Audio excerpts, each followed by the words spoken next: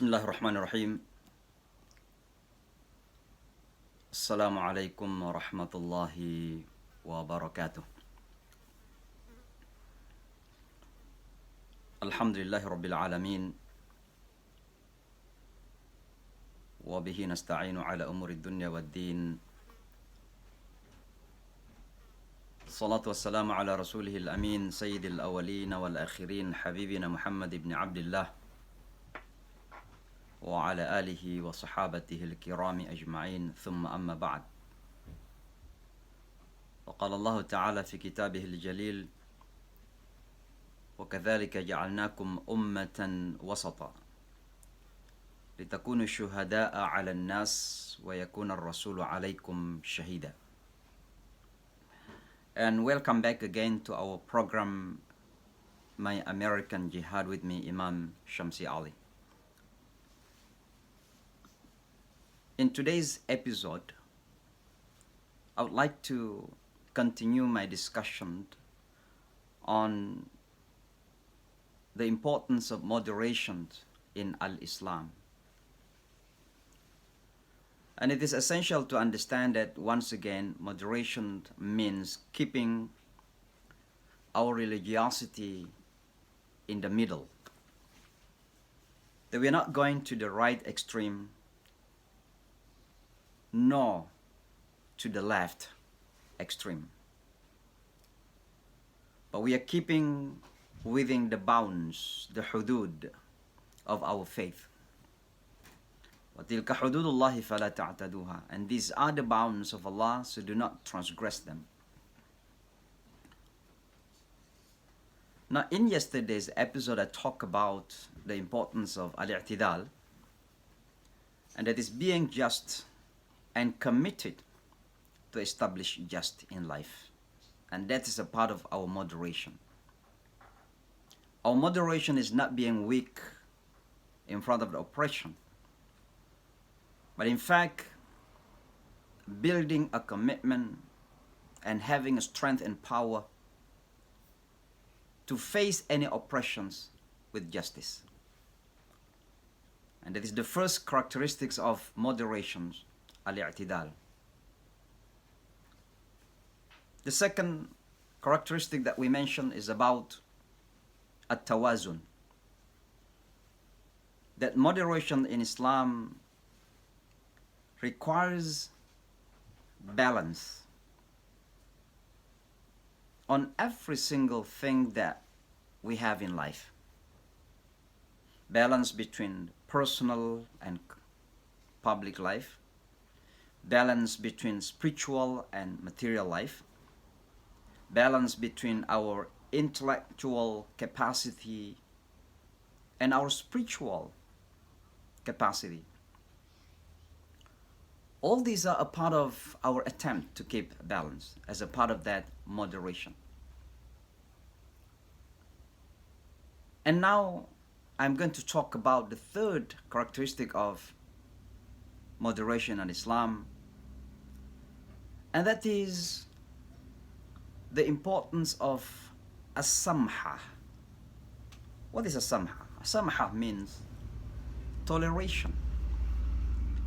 Now, toleration, once again, is about keeping ourselves committed to our own faith without bothering others around us. It is about give them the rooms to practice and to believe in their faith. And I think when we come to the Islamic teaching, everything is very clear. Even in time that you are in power, you have the authority basically to force anybody else according to your will. Islam had come with a very strong and powerful reminder: La ikraha fid din. There is no compulsion in the religion.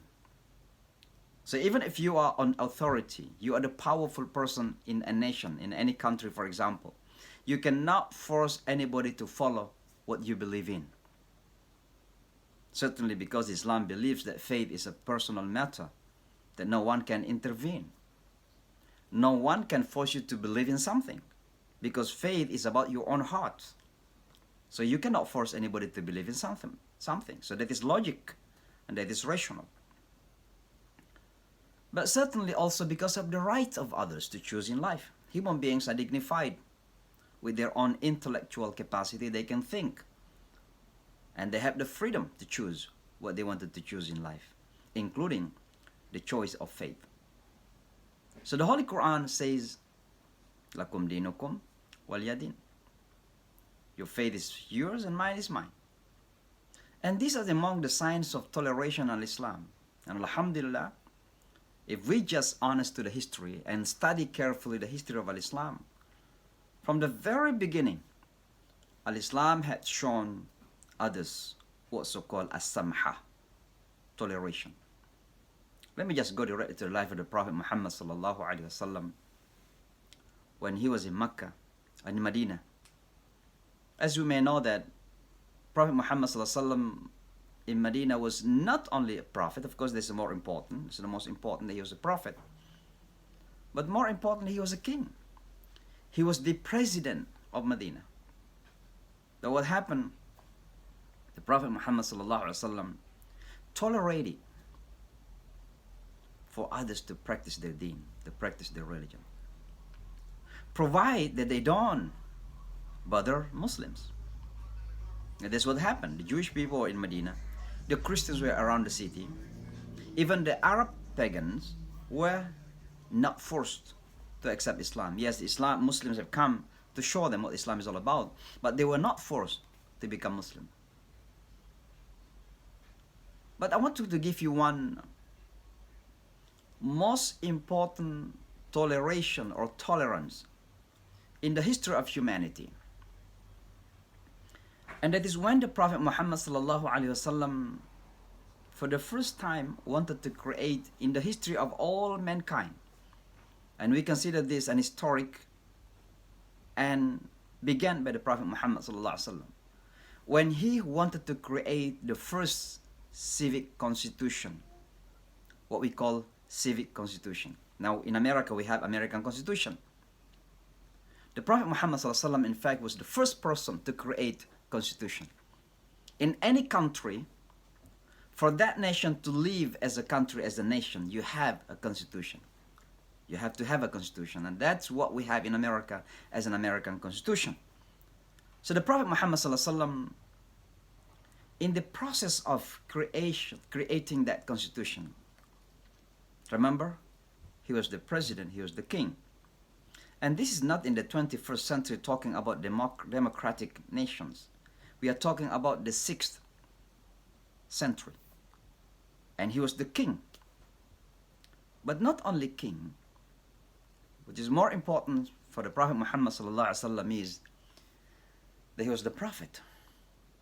He could have said to those people, to the Medina people, that I am the king, I am the prophet at the same time, I have the right to decide what type of constitution they can have here in this country.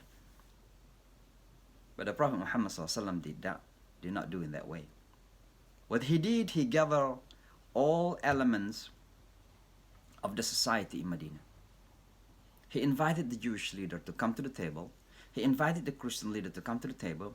Even he invited those who are mushrikun Arab, among the Arab who happened to be non-Muslim at that time, to come to the table and talk about what type of constitution should we have in Al-Madinah Al-Munawwar. As a result, one of the longest chapter in the constitution of Medina, called Medina Charter or Ahad Medina in Arabic, is about the rights of non-Muslims to practice their religion within the majority Muslim society.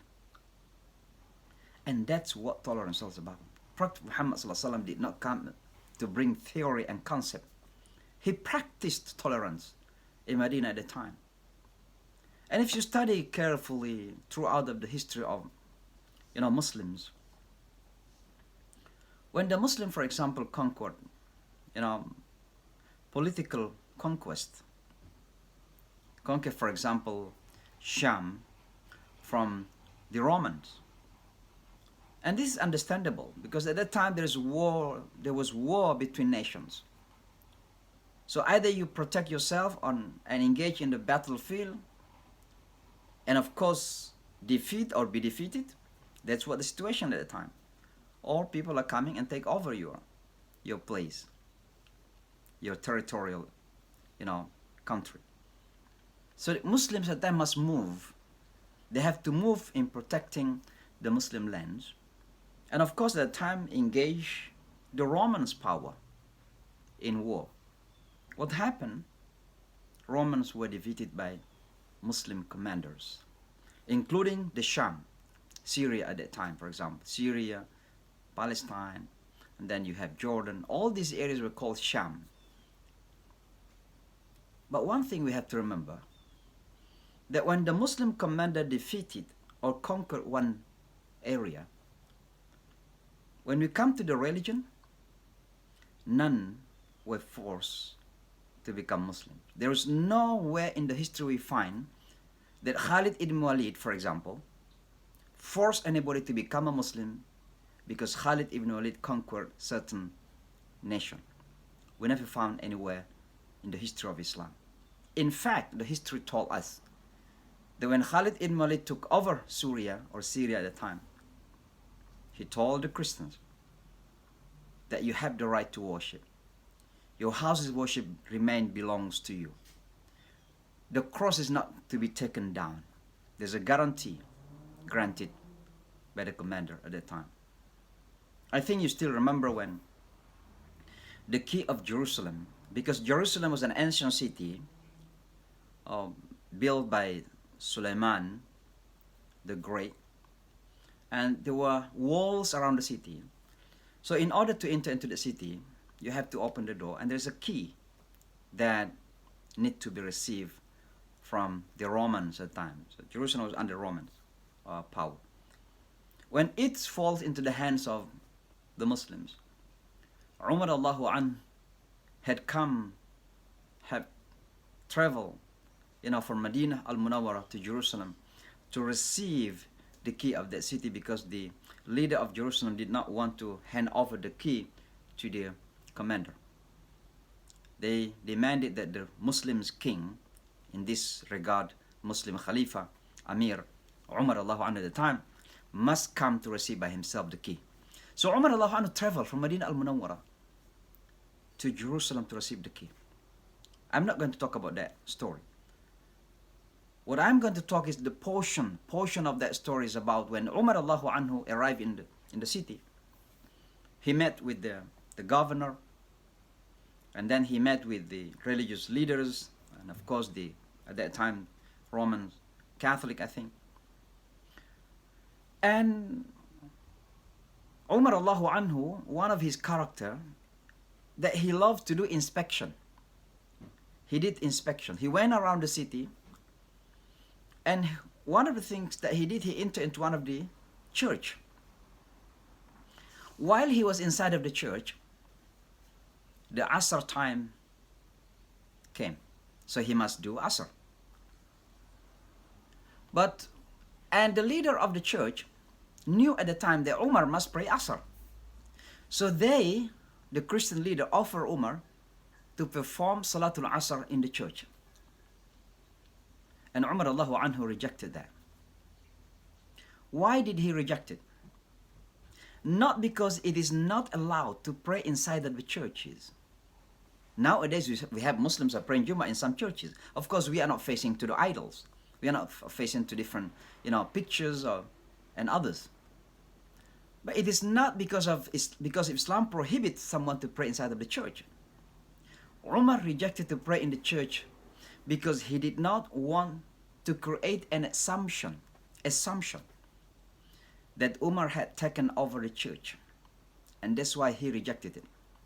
So what he did, instead of praying in the church, instead of praying inside of the church, Umar radiallahu anhu prayed outside of the church. And nowadays we have a small mosque built in that place called Masjid Umar. Not only that, afterwards Umar radiallahu anhu went around the city and he found that the place where the Jewish people used to worship had been turned into a trash place. The place where people throw garbage and trashes. And Umar Allahu Anhu asked what happened to this. And he was so upset. He was so angry. Because for Umar, yeah, an insult to any religious belief is an insult to Islam itself. That is the level of respect of Islam to other faith tradition around us. And now a house of worship belongs to the Jewish had been made as a place for trash is unacceptable to Umar at all. So he was so upset, and he asked the Christian leaders to clean it. And after it became clean, he announced to the Jewish people that from now on, from that day and on, they have the right to come back to Jerusalem to worship. My point here, brothers and sisters, that look at to the tolerance as a part of that moderation in our life as Muslims. Tolerance is a part of our blood, a part of our life. And the more we commit ourselves into the faith, the more we are tolerant. So tolerant doesn't mean that we have to do what others are doing. We have to believe in people's belief. No. Tolerance means giving the right for others to believe and practice their faith. That's what tolerance is all about. And alhamdulillah, we have this in our deen. In our religion, once again it's clear. Lakum dinukum waliya din. Your faith is yours, and mine is mine. We don't have that I have to believe in yours, and you don't have to believe in mine.